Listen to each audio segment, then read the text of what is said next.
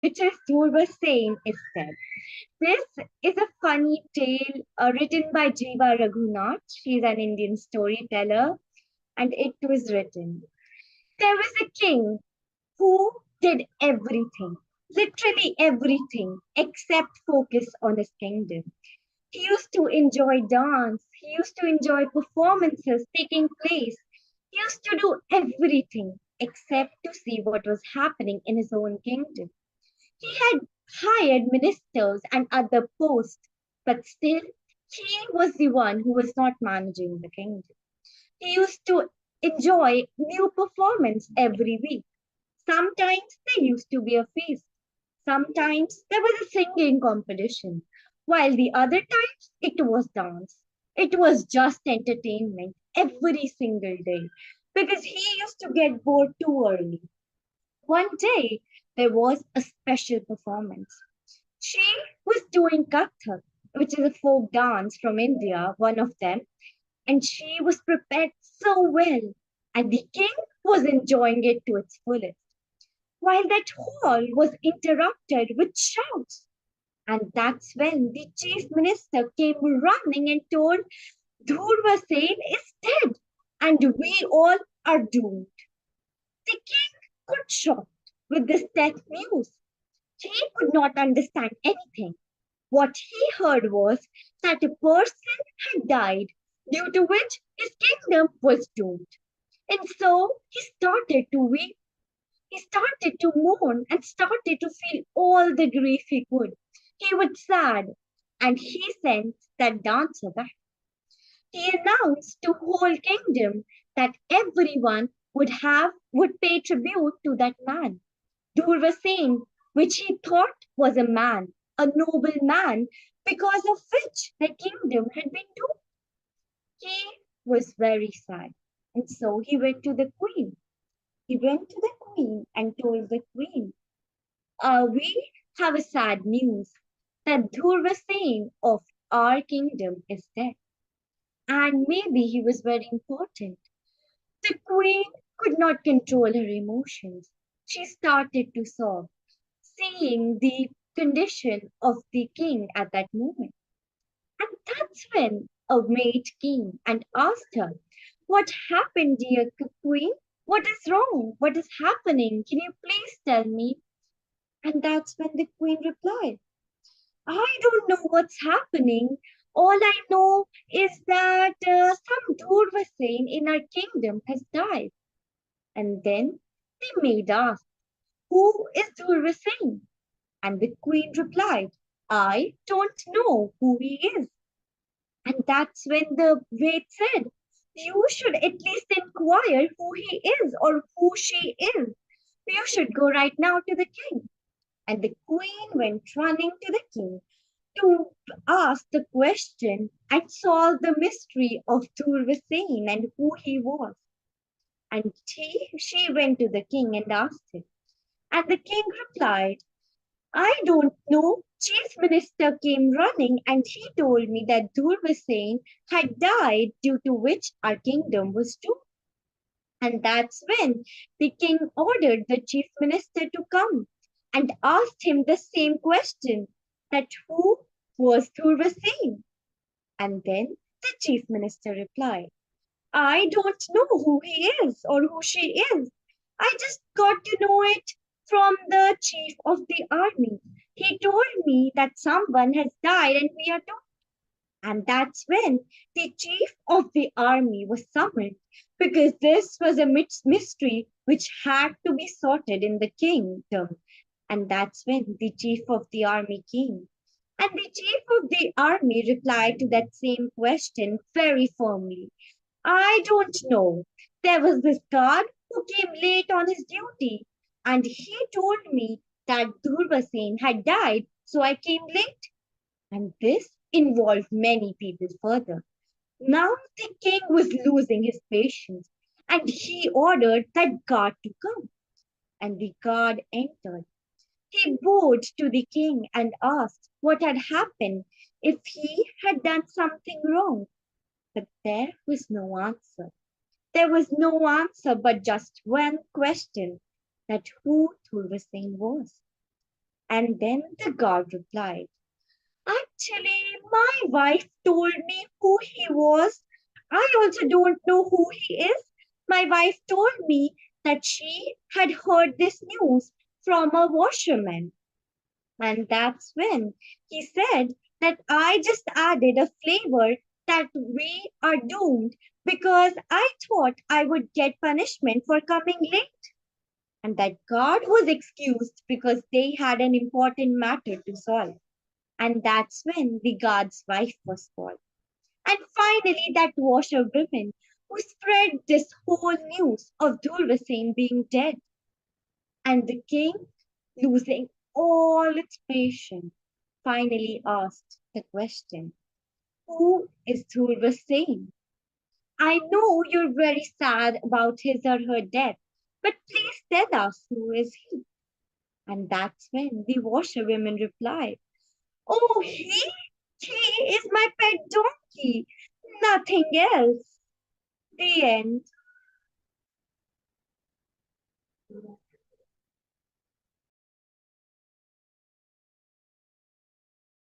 Last line. The next story I'm about to tell is about animals because I have so many stories to tell today, and that is about two birds who sang beautifully. So, the name of the story is The Two Birds. There was a jungle, and obviously, our jungles are beautiful. They have beauty, which is not only related to greenery, but the animals that are there. There are animals of all sorts, and so did this jungle had. It had massive animals. It had all the powerful animals. It had all these small animals, and obviously some birds who sang so beautifully that anyone would love them when they heard them. That's when a king was crossing the jungle. He was crossing the jungle and he heard two birds sing.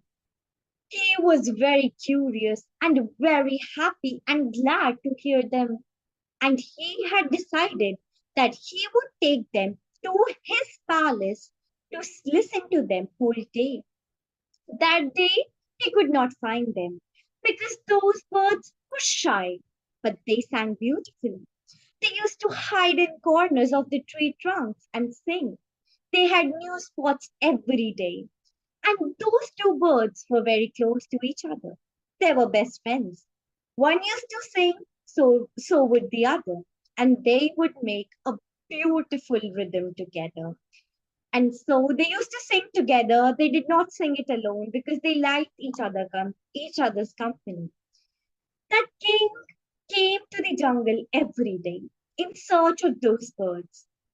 Those birds were surely not easy to find because they were the gems and obviously they were hidden in the jungle.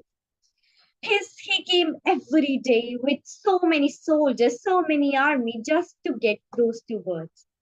One final day, he caught them. But he did not caught both of them. He just caught one. He trapped one of them and went to his bath, while the other one was crying and sobbing. So was the other one, because they were together, but now they were separated.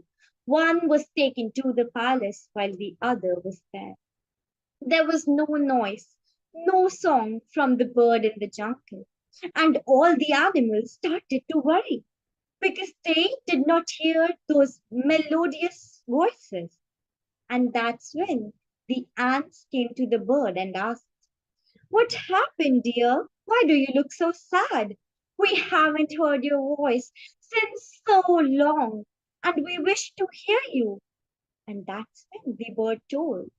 One day, the king came and took my friend away, and that's why I'm not singing. Till I get her back, I won't sing. And the ant said, don't worry, I'll help you take down the king and bring our friend back. And so the bird said, sure, you can travel on my one wing and we'll go to the palace. On their way, they sang whole way. because they knew it was a far land. They had to cross the hills, they had to cross the river, and the bird had on his right wings the ants with him. While crossing the river saw the bird singing in such a melodious song. But that song was full of grief, sadness, and so the river asked the bird, what was wrong? And what was the problem? And what were they going to do? And that's when the bird replied. She narrated the whole story, what had happened, and said that I'm going to save my friend. That's when the river offered. I can surely help you. Trust me. And then the bird said, my right wing is full with ants. I'm sure you can fit in the left one. So the river agreed. The river fit in the left wing, and they all flew towards the palace. The palace was open for them because they were surely finding the other bird. And when the bird went to the king said, oh, you're here. Look who has come, the one I was finding. And that's when the bird replied, I'm here to free my friend because we are the support of each other. I'm not able to sing without her. Would you free her? And that's when the king challenged the bird and said, I will surely free her on one condition that you will have to stay a night in the darkness, in the dungeon below. Just one night. The bird was not scared of darkness because she was the one who used to shine in the darkness with her songs. And so she was sent into that dungeon. And as soon as she entered the dungeon, she was not at all surprised. She was shocked to see a mad elephant at the corner. She had just expected darkness, but not another person. And that's when she was very scared. She sat in the corner in the darkness, hoping that elephant would not see her. But the elephant noticed the bird and slowly and steadily was approaching, while those ants said, don't worry, my friend, we are here to help you. And those ants marched into the elephant's trunk, and that irritated him, and he went away scared from that little bird. And next morning, the king was surprised to see the bird. He did not believe that she could survive with that elephant. And that's when the king said, oh, what do you want now? And she said, you had promised me you'll relieve my friend if I'd stay the night. And that's when she broke his promise and said, I did not do anything. I did not say anything. And he ordered his army to go and to get a nest for this bird also. And she was also trapped in a cage. Both of them were trapped. And at night, the river said to the bird, don't worry, my friend. I'm here for you. If I've promised you, then surely I'll do something. And that river flowed with its waves and tides and went to the king's room. It went through the door, through the below bottom of the door, and entered the king's room. It started to fill the room till the water reached the body of the king. And the king was not able to believe that he was in a room full of water. And that's when he shouted, and the river said, I'll spare you on one condition. You will have to free both my friends, and this time you will not trick us. And the kings did not agree at first, but the water level kept on rising till it was at its chin.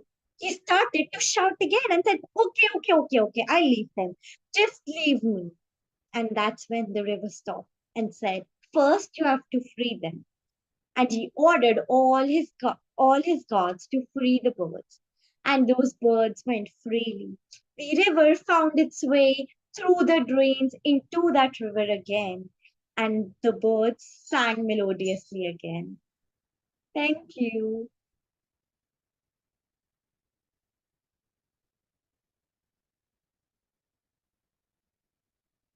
So my next story is also an Indian folk tale. So the name of my story is Raja Suran.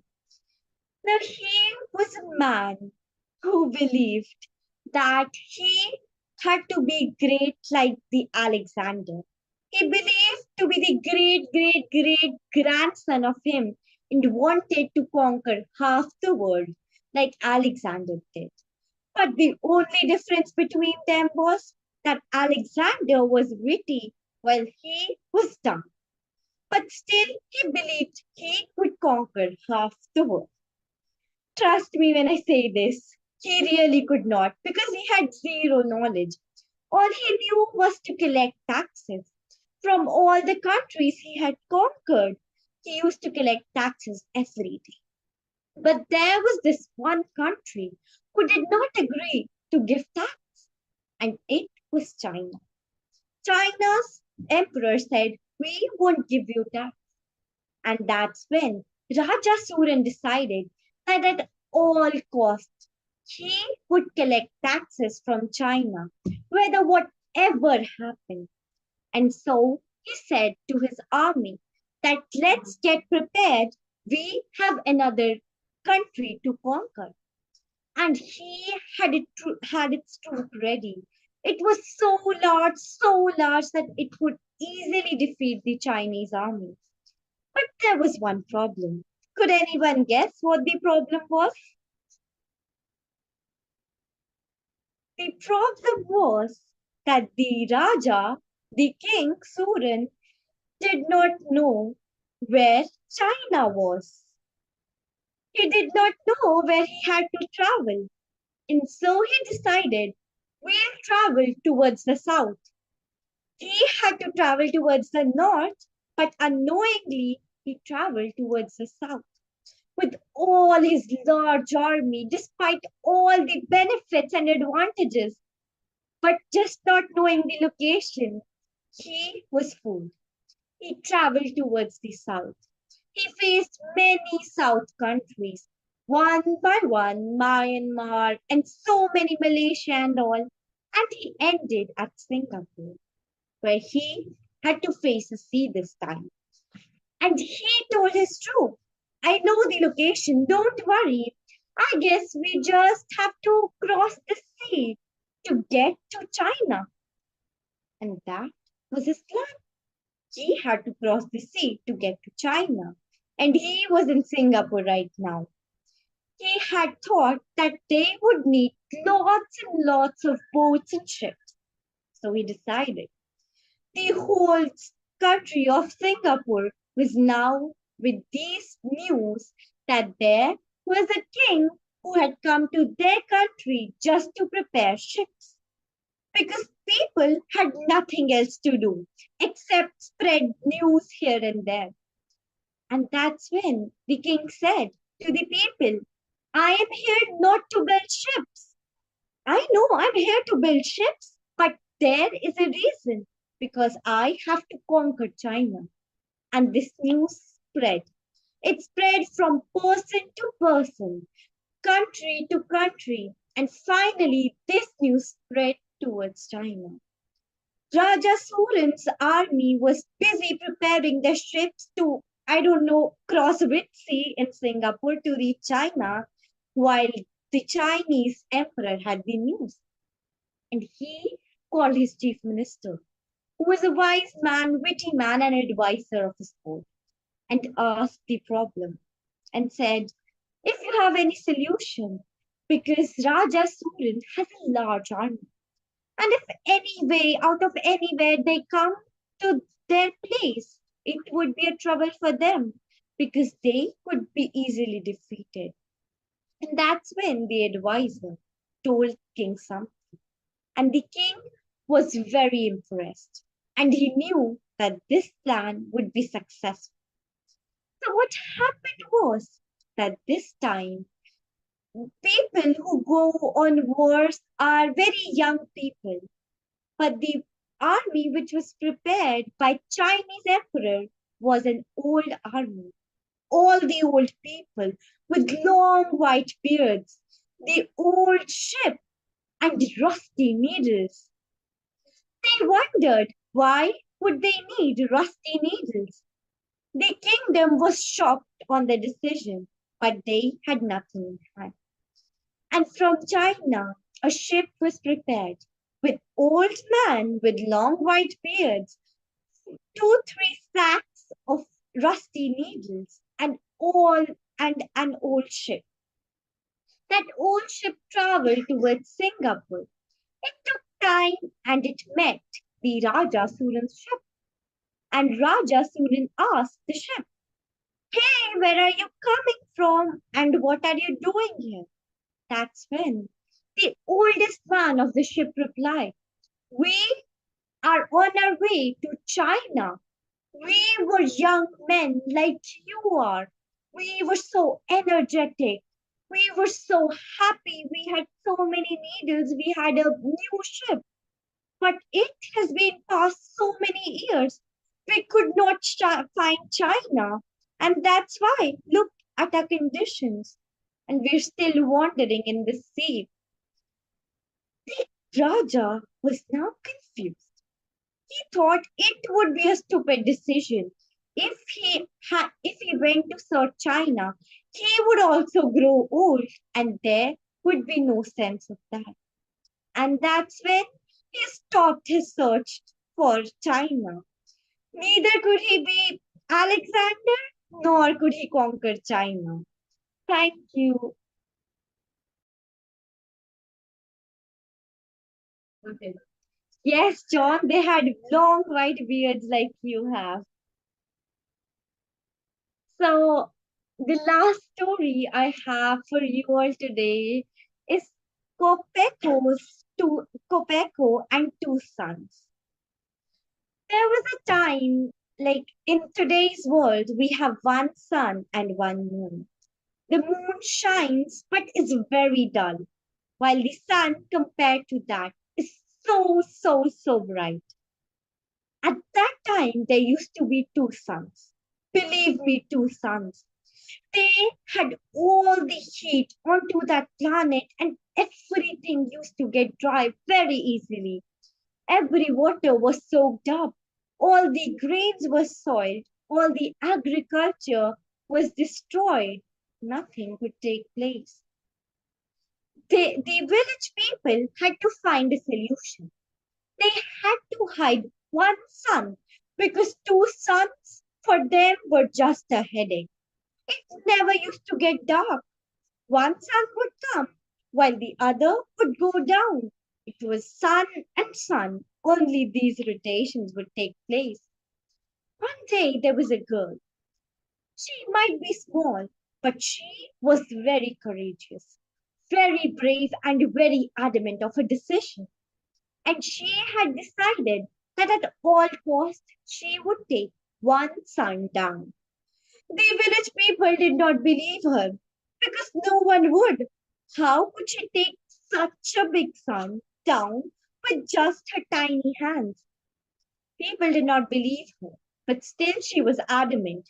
She had decided she would do something, and she asked for just one favor from the people and said, "Trust me, I'll solve this problem, and we will have dark again. We will have cool temperature and as well as one sun.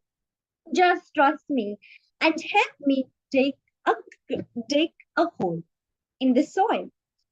That hole would not be normal. It would be very deep, literally very deep, so it could fit us up." So all the people collected and they made shifts. Every day they worked, hundred of people worked. They kept on digging and digging, and it took so long that it took a whole month to dig a very deep hole. And finally they were done. Now it was up to Kopeko what she would do. And that's when she invited the two sons and said, "Come down to us. We are offering you a feast for the heat you provide us, for the light you give us.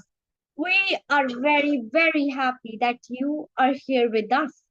And we want to thank you by giving you a feast and dancing with you and having fun with you." The two sons agreed because they were flattered by their praise, and they decided to come down. Both of them come down. Now, Kopeko was so smart that she had hidden that massive hole with leaves and some wooden sticks that it would look like a normal hole, just land covered with some leaves. Because she was smart, she had all ways to do things. And that's when the two sons came. It was the day, whether all their hard work would give them fruit or not. And Kupeko told the sons, "We are very thankful, and here we have a feast for you." First, the sons ate their food as much as they could. They filled their stomachs as much as they could. And after that, they started to dance with Kopeko. She danced with one son, she danced with another, and now it was time to execute her plan. First, she thought that I can take both the suns to the ground because we will have no light. And she very smartly took one hand of one sun and pulled her to another place and took the other hand of the other sun and pulled the sun closer to that hole. And as soon as she danced and twirled, the sun went down to that hole. It went down and down and down. As soon as it went, the light dimmed, the brightness came down, and they covered the hole with sand as much as they could, as fast as they could. And only one sun was left. The sun was angry and returned to its own position. But after some days, they opened the hole. You might wonder what would have happened to the sun. Any guesses what would have happened to that sun who was in the soil deep down? It had lost its brightness. Not fully, but yes, now it was dull. It shined just a little bit. And when it came out, it turned to be the moon. And it went up to the sky again. And that's how Kupeku balanced it. Now both of them knew and they were very angry from Kupeku. And it is said, it is another tale, that she went down to the sea and she became a goddess there and had her own dynasty under the seas, where she did not care whether it was sun or moon because they both could not find her there. Thank you. That's all the stories I had for today. Thank you, Jasnamah. That was fantastic. I think Norman would agree. Thank And you, I John. think Mike would have. I think Mike would agree. And you, I mean, it was. I mean, that is incredibly professional as well. 40 minutes, exactly right, perfect. What a wonderful set of stories. What have we got coming up next? I'm going to have Jasnamah every week, but we'll have you again in a couple of months. We'll give you a couple of months together to get everything, to get another set together. Sure. What if you want? We'll work out another date if you want to come back and do another set, because I think you should. Sure, I'll do it because my exams are over. It took me long because now I'm in grade 9. I gave all my papers and I'm done. And I'm very happy and glad to get this opportunity. And very thank you. I got 94 percentage. I'm one of the toppers of my school, of my batch, basically. Well done. So what have we got coming up? Next Friday, we have Yanina Vargas, which is a brilliant storyteller. And so that's next Friday. So next Sunday, not 2 days' time, but the Sunday after, but 9 days' time, we have a worldwide story round. So everyone's welcome to come on that.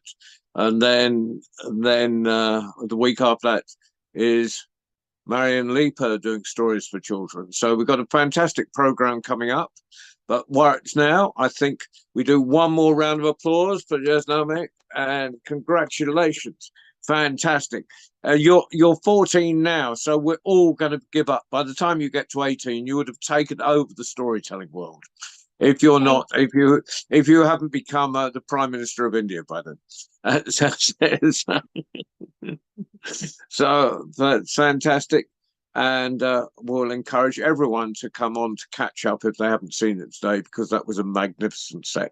Thank you. And thank you, Waleed, for flying the magic carpet as per usual. Bye-bye, everyone. Bye. Good night. Good evening. Good Bye. night. Good night. Everyone.